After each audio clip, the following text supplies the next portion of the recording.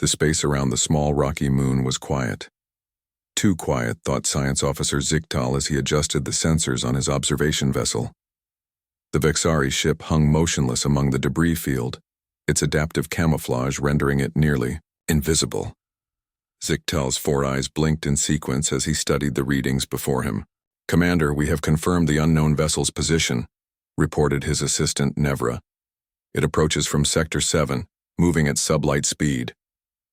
Ziktal fluttered his breathing membranes in acknowledgement. The High Command had been clear. Observe only, do not engage. The strange ship had been detected 3 cycles ago at the edge of Vexari space, and its energy signature matched nothing in their vast databases. "Magnify," Ziktal ordered, and the view screen shifted to reveal their target. The ship was smaller than a Vexari cruiser, but displayed an unusual design. Angular in places, curved in others, with no clear aesthetic purpose to its construction. Most puzzling were the massive engines and what appeared to be weapon ports along its hull. For a ship of its size, it carried a disproportionate amount of firepower. "Analysis indicates it is powered by controlled matter-antimatter reactions," Nevra said, her voice carrying a note of disbelief. "Such technology should be beyond a species at this development stage." Ziktal felt his skin change color slightly with concern. "Can we identify their species?" Scanning biological signatures now.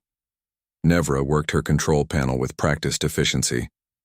"Results indicate humans." She said the word carefully, as if tasting something unfamiliar. Humans. The Vexari. Knew of them only through intercepted communications. A young species from a water-rich world they called Earth, only recently venturing beyond their home system. By all accounts, they should have been centuries away from achieving the technology. This ship displayed. "Deploy the observation drones," Ziktal commanded. "Minimum size stealth protocols active. I want eyes and ears inside that vessel." Within moments, the microscopic drones, each no larger than a dust particle, were released into space. Propelled by barely detectable ion drives, they drifted toward the human ship, designed to infiltrate through air circulation systems and settle in key areas. "The vessel bears markings," reported another crew member. "It appears to be designated USS Relentless, a fitting name," thought Ziktal. Even from this distance, the ship projected an aura of determination. The drones needed 4 hours to position themselves throughout the human vessel. When the first images and audio streams began to feed into the Vexari ship, Ziktal and his team gathered around the central display with keen interest. Inside the USS Relentless, Captain Frank Miller sat in the command chair on the bridge. He was a man of average height with short gray hair and a face that showed both experience and intelligence. The bridge around him operated with practiced efficiency. "Status report, Lieutenant Green," Miller said to his tactical officer. Samantha Green, a woman with dark hair pulled back tightly and alert eyes that missed nothing, responded promptly. "All systems normal, Captain. We'll reach the patrol boundary in 6 hours. No unusual activity detected in this sector." "Keep scanning. Those energy fluctuations we picked up yesterday weren't natural." Ziktal felt his breathing quicken. Had the humans detected their presence? Impossible. Vexari stealth technology was unmatched in the known galaxy. The observation continued as Ziktal's team placed drones in the engine room, where Chief Engineer Alan Reyes supervised the massive matter-antimatter core. "Regulate the flow carefully, Peterson," Reyes instructed a younger crew member. "These new containment protocols are still being tested. One mistake and we'd have more than just a bad day." The casual reference to antimatter containment failure, an event that would destroy the ship and everything within a large radius, spoken so calmly, sent ripples of discomfort through the Vexari observation team. "Their engineering knowledge exceeds our intelligence estimates," Nevra noted, her skin darkening with concern. "And their weapon systems." The drones had located the weapons control center, where Officer Lisa Howard was running simulations. Howard was a solid woman with short blonde hair and hands that moved across the tactical display with practiced precision. Targeting systems at 98% efficiency, she reported to someone off-screen. The new quantum torpedoes are integrated into the firing sequence. Defense screens can now recycle in 3 seconds instead of 5. Quantum torpedoes. Defense screens with rapid regeneration. These were technologies the Vexari had only recently perfected. In the medical bay, Dr. Julia Bennett treated a crew member for minor injuries sustained during what appeared to be combat training. "Keep still, Martinez," she said firmly. "These burns need proper treatment or you'll be no good in a real fight." "Sorry, Doc," the young man replied through gritted teeth. "The simulation was set higher than usual. Lieutenant Lopez wanted to test our response under extreme pressure." Zichtal observed the medical procedures with fascination. The human's biology was inefficient compared to Vexari physiology, yet they compensated with advanced medical technology and remarkable pain tolerance. By the 16th hour of observation, patterns began to emerge. The humans operated in shifts, revealing their biological need for rest periods, a weakness surely. But their organizational structure was impressively adaptive. Unlike the rigid hierarchy of Vexari ships, human crew members seemed to move between roles as needed, sharing knowledge and responsibilities. "Commander," called one of his analysts, "you should see this." The screen shifted to show Captain Miller in what appeared to be a strategy room with his senior officers. A three-dimensional display showed the surrounding sector, including a red mark where the Vexari ship hid. "The energy signature appeared here," Miller said, pointing to the precise location of Zichtal's vessel. "Then disappeared. Thoughts?" "Could be a sensor ghost," suggested Officer Howard, "or someone's watching us." "Cloaking technology?" asked Lieutenant Green. "Possibly," Miller replied, "or something we haven't encountered before. Either way, maintain alert status. If we're being observed, I want to know by whom and why." Zichtal felt a cold sensation spread through his body. The humans had detected something, not enough to find them, but enough to be wary. "Increase our distance," he ordered his pilot. "Minimal thrust only." As the observation ship carefully backed away, Zichtal compiled his initial report for High Command. The humans were far more advanced than anyone had anticipated. Their weapons, their technology, their adaptive thinking, all suggested a species that evolved quickly and prepared constantly for conflict. Most disturbing of all was the ship's purpose. It was clearly designed for war, yet operated in peacetime with disciplined restraint.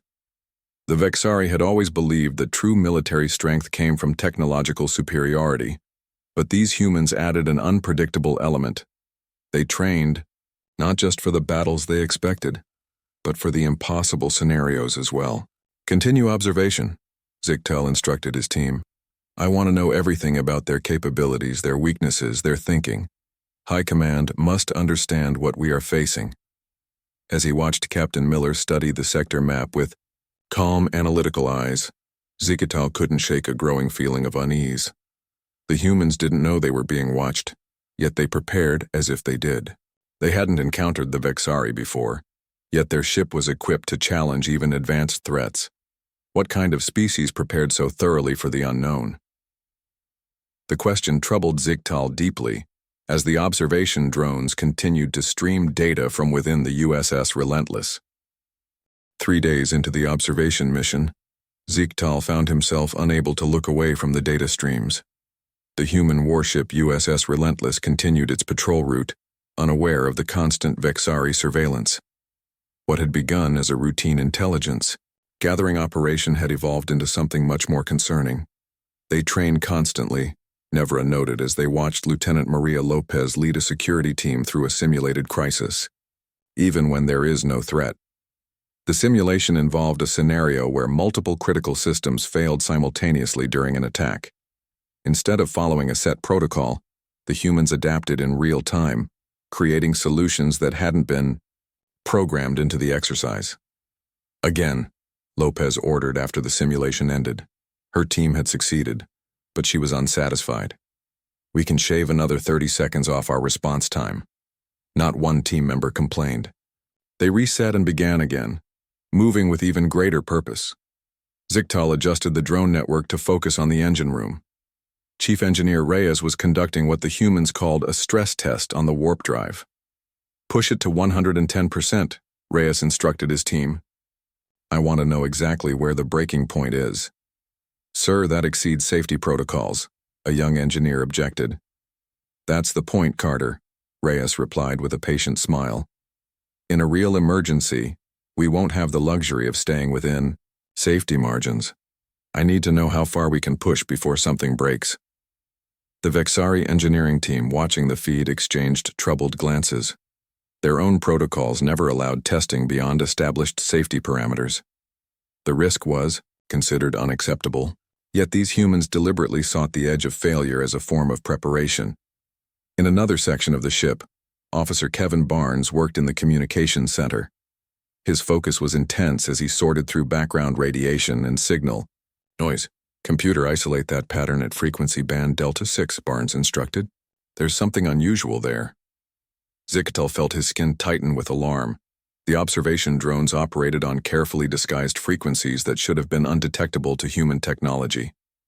"Found you," Barnes muttered as he isolated a faint signal pattern. "Now what are you?" He tapped his communication badge. "Barnes to Lieutenant Green. I've isolated that anomalous reading we detected yesterday. It's not natural." "Record everything," Green's voice responded. "I'll inform the captain." Zictal immediately ordered adjustments to the drone network's transmission protocols. The humans had come dangerously close to detecting their presence. The intelligence team would need to be more careful. Later that day, the observation team witnessed something that caused even greater concern.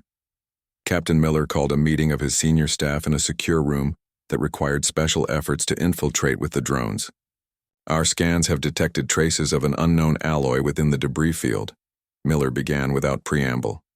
"Analysis suggests advanced technology, possibly a cloaking device."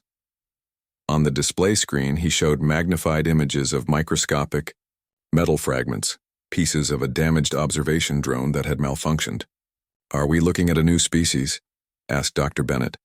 "Unknown," Miller replied. "But whoever they are, they're watching us. The question is why?"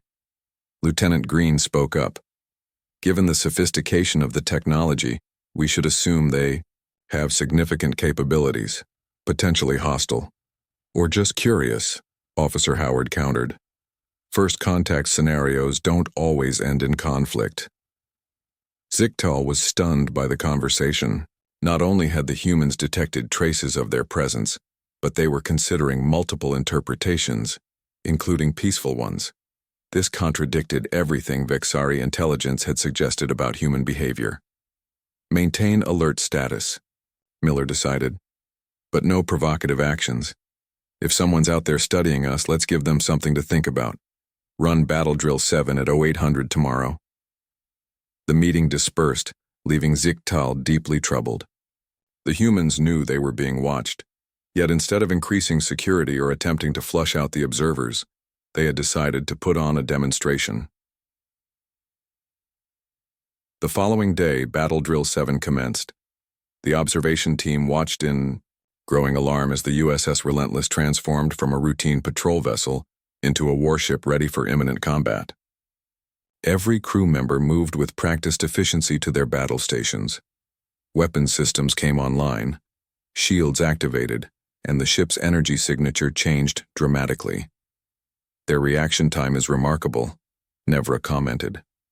"From standard patrol to full combat readiness in under 3 minutes." But it was what happened next that truly disturbed the Vexari observers. Officer Howard began a weapons demonstration that showed capabilities far beyond what their intelligence had indicated. The ship launched a series of quantum torpedoes at distant asteroids, each detonation precisely controlled to create specific damage patterns. "The new targeting algorithms are performing above expectations," Howard reported to Captain Miller. "We can now accurately hit multiple moving targets while maintaining evasive maneuvers." In the engine room, Reyes and his team demonstrated how they could reroute power to create energy surges that strengthened shields in specific sections while maintaining weapon capabilities. Even more concerning was the ship's defensive drill. Lieutenant Green coordinated a simulation where the Relentless was attacked by multiple hostiles from different vectors. The ship's maneuvers were unpredictable, combining standard evasive patterns with seemingly random course changes that would make targeting extremely difficult. "They fight like no species we have encountered," one of the Vexari analysts remarked. "There is a chaotic element to their tactics that defies prediction." Ziktal agreed. The Vexari military relied on precise, calculated movements based on thousands of years of strategic development. These humans introduced variables and improvisation that would render many Vexari battle plans ineffective. As the day progressed, Ziktal ordered the drones to investigate the personal spaces of the crew. Perhaps understanding their private behaviors would reveal weaknesses in the seemingly formidable human military structure. Instead, what they discovered was equally disturbing. In their off-duty hours, many crew members engaged in activities that simulated combat or strategic thinking, from physical training to games that required tactical planning. Even their entertainment included stories of conflict and survival. In the officers' lounge, Captain Miller played a game of chess with Dr. Bennett. The medical officer moved a piece and smiled as Miller's expression changed. "I believe that's checkmate in 3 moves," Bennett said. Miller studied the board and laughed. "You've been practicing with the computer again." "Know your opponent better than they know themselves," Bennett replied. "Isn't that what you always say?" Ziktal ordered the transmission of all observation data to High Command. The message was clear. The humans were not simply a species with advanced technology. They were a species that lived in a constant state of preparation for conflict, integrating combat readiness into every aspect of their existence. As Battle Drill 7 concluded, Captain Miller made an announcement to his crew. "Excellent work today. If we have an audience out there, they now know the USS Relentless lives up to its name." The casual reference sent a chill through Ziktal's body. The humans weren't just aware of being watched, they were performing. The response from Vexari High Command arrived within hours. Their message was simple: continue observation but increase caution. The humans must not discover the full extent of Vexari surveillance. Most concerning to Ziktal was the final line of the transmission: assess threat level and potential containment strategies. Containment. The word carried ominous implications. It was reserved for species deemed too dangerous to be allowed unrestricted development. Ziktal had never expected to receive such an instruction regarding humans, a species still confined mostly to their home system. Focusing observation on weapon systems and tactical capabilities, Nevra reported as she adjusted the drone network. Several drones had been lost when Security Chief Lopez implemented new scanning procedures, but enough remained to maintain comprehensive surveillance. The 5th day of observation brought the most alarming discoveries yet. Lieutenant Samantha Green led a briefing in the tactical center that left the Vexari observers stunned. Green stood before a holographic display showing various ship designs. "These are the known configurations of Orion raiders, Cardassian patrol, vessels, and Tholian spinners. Each has specific vulnerabilities our weapons are calibrated to exploit." She tapped a control, and the display shifted to show blank outlines. "These represent unknown vessel configurations based on energy signatures we've detected in this sector. Until we can identify them, we've developed targeting solutions based on probable structural weaknesses." One of the outlines bore a disturbing resemblance to a Vexari scout ship. "How can they prepare to fight ships they've never encountered?" an analyst whispered. Ziktal had no answer. The humans' approach to the unknown was fundamentally different from Vexari methodology. Where Vexari sought to gather complete information before developing strategies, humans created countermeasures against threats they hadn't even confirmed yet. Later that day, the drones observed Captain Miller in a private conversation with Officer Howard in his ready room. "The weapon modifications are complete," Howard reported. "The new phasers can now penetrate shields that rotate modulation frequencies." Miller nodded. "And the stealth torpedoes?" "Ready for deployment. They mask their energy signature until the final approach. Even if the target detects the launch, tracking them will be nearly impossible." "Good. I hope we never need them. But after what happened to the USS Endeavour last year, I want every advantage.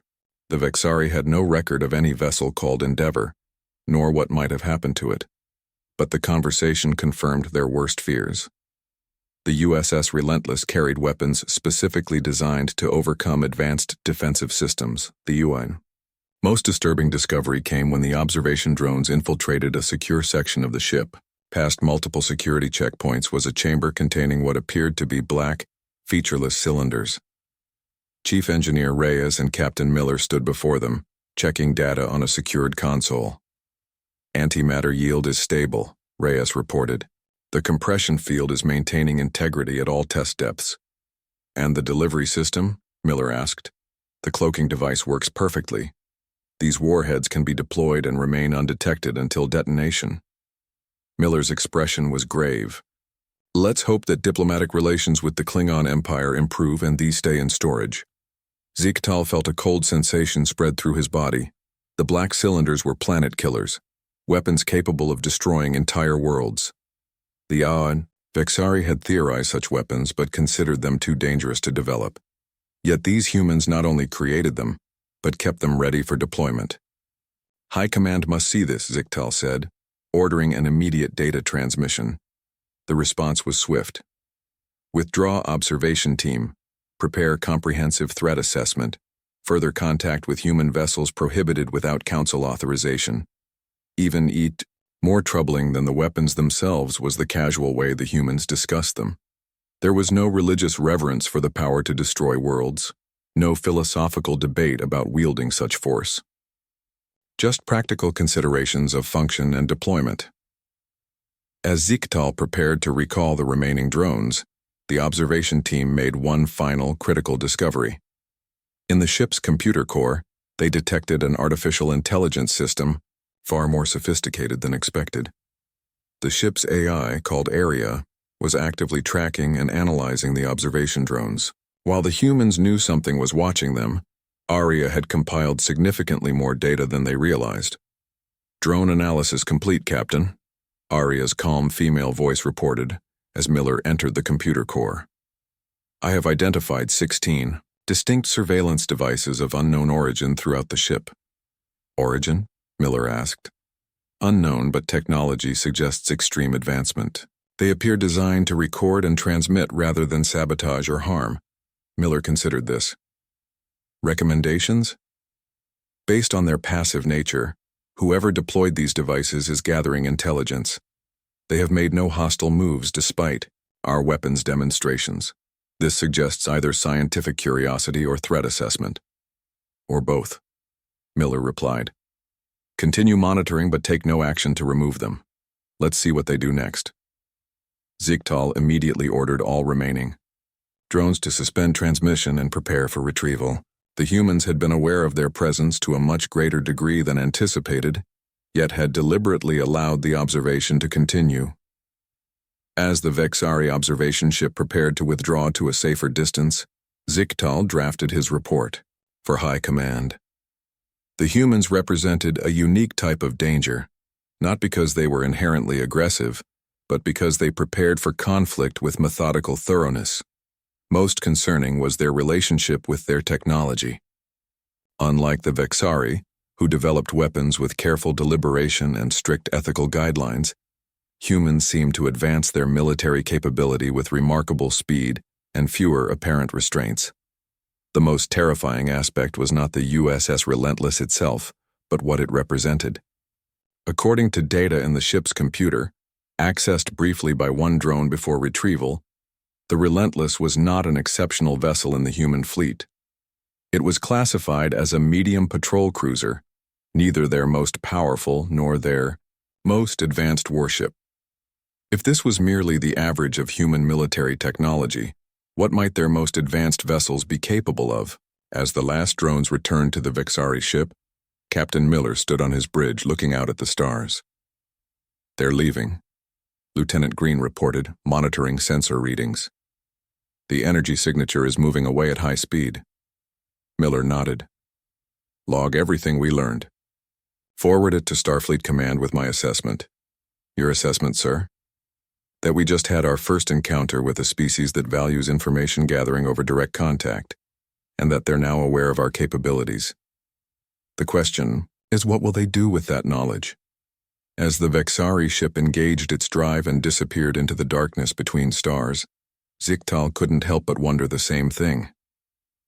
The Vexari observation ship had just begun its withdrawal when the unexpected occurred.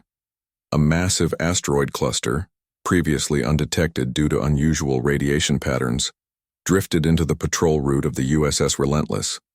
At the same time, the radiation interfered with the Vexari cloaking technology, causing power fluctuations throughout their vessel. On the bridge of the Relentless, alarms sounded as sensors detected the approaching asteroids. "Evasive maneuvers," Captain Miller ordered calmly. "Helm, plot a course through the narrowest section."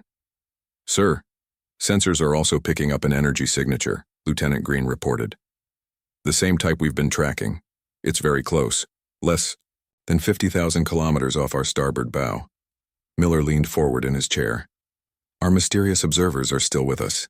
Interesting timing." The Relentless banked sharply, its maneuvering thrusters firing precisely as it navigated between two massive asteroids. The ship's shields flashed briefly when smaller rocks made contact, but held firm. Aboard the Vexari vessel, Ziktal fought to maintain their failing cloak. "Reroute emergency power," he ordered. "We cannot be detected now." "Commander, the human ship is on a direct course toward our position," the pilot reported with alarm. "They will pass within visual range in 3 minutes." Ziktal calculated their options. At full power, they could outrun the human vessel, but the sudden energy surge would make them even more detectable. Remaining in place with a failing cloak was equally dangerous. Minimal power to thrusters, he decided. Move us behind the largest asteroid and power down all non-essential systems. As the Vexari ship struggled to hide, Captain Miller called a strategy meeting on the Relentless. "What do we know about our visitors?" he asked his senior staff. "Their technology is advanced," Officer Howard stated. "The energy signature suggests propulsion and cloaking systems beyond anything in our database. Yet they chose only to watch us," Dr. Bennett pointed out. "No attempted communication, no aggression." "Because they're evaluating whether we're a threat," Lieutenant Lopez suggested. "Military intelligence gathering." Miller nodded. "The question is, what changed? Why are they still in the area when their drones have been compromised?" On the view screen, the sensor readings showed the asteroid field and the faint energy signature now partially hidden behind a large asteroid. "They're hiding," Green observed. "Something's wrong with their ship. The energy fluctuations suggest system failures." Miller's expression grew serious. "Yellow alert. Prepare emergency teams and defensive systems. Lieutenant Green, continue monitoring their position. Dr. Bennett, prepare sickbay for possible alien physiology. We may have first contact today, whether they planned it or not." The crew moved with practiced efficiency as the ship increased its alert status. Weapons came online but remained powered down. Medical teams reviewed xenobiology protocols. Engineering prepared emergency power systems. Aboard the Vexari vessel, the situation deteriorated quickly. A small asteroid struck their hull, damaging one of the main power conduits. "Cloak failure in 2 minutes," reported the engineer. "We have multiple system failures across all decks." Ziktal faced the most difficult decision of his career. The humans would detect them fully once the cloak failed. Standard protocol demanded self-destruction to prevent technology from falling into the hands of an unknown species. But that would mean the deaths of his entire crew. "Commander," Nevra said quietly, "the human vessel has changed course. They are approaching our position directly." On the main viewer, the USS Relentless grew larger as it moved purposefully toward their hiding place. The human ship's weapons ports remained closed, but its shields were clearly active. "They know we're here," Ziktal realized. "Prepare the emergency beacon. If we must reveal ourselves, we should at least alert High Command to our situation." The Relentless slowed as it approached the asteroid where the Vexari ship hid.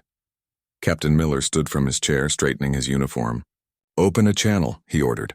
"All frequencies, universal translator active." Communications Officer Barnes nodded. "Channel open, sir." Miller spoke clearly and calmly. This is Captain Frank Miller of the Federation starship Relentless. We have detected your vessel and observed that you may be experiencing difficulties. We are prepared to offer assistance." The bridge crew exchanged glances. This was an unprecedented situation. First contact initiated by offering help to a ship that had been spying on them. On the Vexari ship, Ziktal heard the transmission with a mixture of shock and confusion. The humans were offering help? After discovering they had been under surveillance, it contradicted every assessment they had made of human behavior. "The cloak has failed," the engineer reported. "We are fully visible to their sensors now." Ziktal made his decision. "Open a response. Channel." For the first time, the Vexari spoke directly to humans. "This is Science Commander Ziktal of the Vexari Confederation. We acknowledge your offer and appreciate your assistance." The words felt strange to speak. In Vexari culture, accepting help from a potential adversary was unthinkable. Yet here, they were with few alternatives. On the Relentless, the crew reacted to the alien voice with professional restraint, though eyes widened and postures straightened. "We have established contact," Barnes reported, unable to keep the excitement from his voice. "I am sending you coordinates for a safe approach," Miller responded to the Vexari. "We can provide engineering support for your damaged systems. Please be assured that while we are aware of your observation of our vessel, we harbor no ill will. Cultural exchange and peaceful first contact are our primary missions." As the human ship moved closer, the Vexari crew could see it clearly through their viewports. The Relentless was an impressive sight, sleek and powerful, yet somehow less threatening than their intelligence reports had suggested. "They are lowering shields on their port side," reported the tactical officer with disbelief. "They are making themselves vulnerable." Ziktal couldn't understand this behavior. The humans knew they had been studying them, presumably assessing them as a threat. The logical response would be caution, possibly aggression. Instead, they were exposing a weakness. "Sir," Nevra said quietly, "sensors indicate they are preparing both emergency repair teams and security personnel. Their weapons remain powered, but on standby." And then Ziktal understood. The humans were being both cautious and helpful simultaneously. They prepared for peace and conflict in the same moment, a paradoxical approach the Vexari would never have considered. "Take us in," Ziktal ordered. "Maintain minimal defensive capabilities but power down all weapons. We will accept their assistance."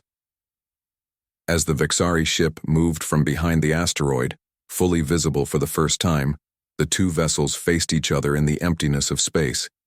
Two species, utterly different in biology and approach, about to meet. Captain Miller watched the alien ship approach on his view screen. It was unlike any vessel he had ever seen, organic in appearance, with flowing lines and surfaces that seemed to shift color slightly as it moved. "Fascinating design," he murmured. "Prepare the shuttle bay for their arrival. Lieutenant Lopez, standard diplomatic security protocols. Dr. Bennett, monitor all atmospheric conditions. Let's make history, people. And let's do it right." As the Vexari ship drew closer to the Relentless, Ziktal stared at the human vessel with new understanding. The humans weren't just prepared for war, they were equally prepared for peace. And somehow, that made them more formidable than any species the Vexari had ever encountered. The shuttle bay of the USS Relentless was prepared for first contact. Captain Miller stood at the center of a small reception area, flanked by Lieutenant Green, Dr. Bennett, and two security officers who maintained a respectful distance. The massive doors opened slowly as the Vexari shuttle settled onto the deck. Miller had insisted on minimal security presence, against Lopez's recommendation. "We don't want their first impression to be that we're afraid of them," he had explained. The shuttle door opened with a soft hiss. Commander Ziktal emerged first, followed by Nevra and a Vexari engineer. The humans got their first look at the aliens who had been studying them. The Vexari stood slightly taller than humans, with slender bodies covered in skin that shifted colors subtly with their movements. 4 large eyes blinked in sequence around a head that seemed to have no distinct front or back, allowing 360-degree vision. Their four-fingered hands moved with delicate precision. "Welcome aboard the Relentless," Miller said, stepping forward with his hands open in a universal gesture of peace. "I'm Captain Frank Miller." Zigtal studied the human carefully. The universal translator integrated into their suits converted his speech. "I am Science Commander Zigtal of the Vexari Observation Fleet. These are my officers, Science Specialist Nevra and Engineer Loxtal. This is my first officer, Lieutenant Samantha Green, and our Chief Medical Officer, Dr. Julia Bennett," Miller responded. "I understand your vessel has sustained damage." "Yes," Zigtal admitted. "Our primary power system is compromised. Our cloak—" He hesitated, then continued honestly. "Our cloaking device has failed." Miller nodded. "We've prepared engineering teams to assist with repairs, but first perhaps we might talk? There seem to be some misunderstandings to clear up." The Vexari exchanged glances. This was not how they had expected the humans to react to discovering they had been under surveillance. Soon they were seated in the ship's conference room. Through the large viewport they could see their damaged vessel being assisted by human engineers in spacesuits. "You've been observing us for several days," Miller began directly. "May I ask why?" Zigtal considered lying, but decided honesty was the better approach. "Your ship appeared at the edge of Vexari space. We detected technology that, according to our intelligence, your species should not yet possess. High Command ordered observation to assess potential threat." Miller raised his eyebrows slightly. "And what did you conclude from your observation? That humans are—" Zigtal paused, searching for the right word. "Paradoxical. You prepare constantly for conflict, yet you offer help to those who spy on you. You develop planet-killing weapons, yet your primary mission is peaceful contact." Dr. Bennett smiled. "Those aren't paradoxes, Commander. They're complementary aspects of human nature. We prepare for the worst while hoping for the best." "But your weapons," Nevra interjected. "The antimatter warheads, the stealth torpedoes, these are not defensive technologies." "No," Lieutenant Green acknowledged. "They're not. The galaxy can be a dangerous place. We've encountered species that communicate only through force. Yet you choose to help us rather than treat us as enemies," Zigtal observed. Miller leaned forward. "Commander, if we treated everyone we met as an enemy, we'd do nothing but fight. Peace requires risk. Trust requires vulnerability." "But you were aware of our drones," Zigtal said. "You knew we were studying your capabilities." "Of course," Miller replied. "Aria detected them almost immediately, but you made no aggressive moves. You were gathering information, as we would do in your position." This frank admission surprised the Vexari. In their culture, surveillance would be considered a hostile act, not a reasonable precaution. "May I ask a question?" Dr. Bennett interjected. "What frightened you most about us?" The directness of the question caught Zigtal off guard. After a moment he answered truthfully, "Your adaptability, your constant preparation, the way you integrate conflict readiness into every aspect of your existence, yet do not seem defined by it." Miller nodded thoughtfully. "Humanity has a long history of internal conflicts. We fought each other for thousands of years before reaching the stars. It shaped us. Yet you achieved peace," Nevra observed.